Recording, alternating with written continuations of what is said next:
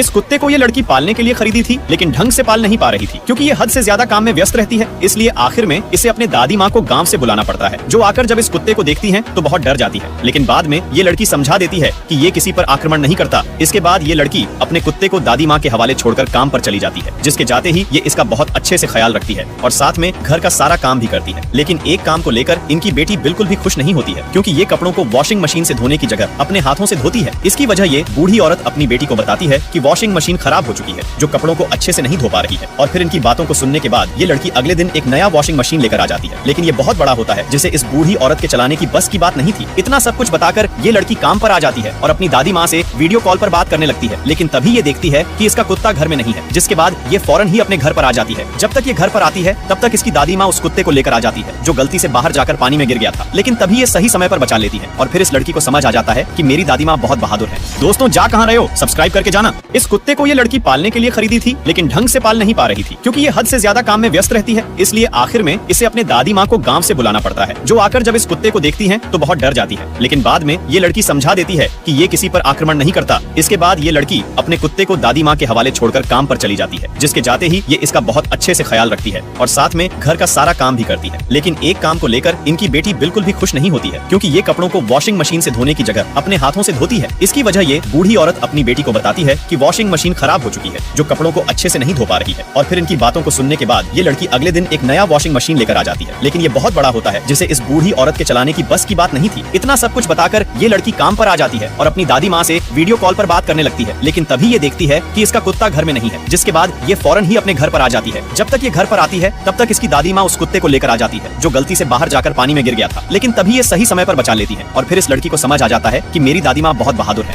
दोस्तों, जा कहाँ रहे हो, सब्सक्राइब करके जाना।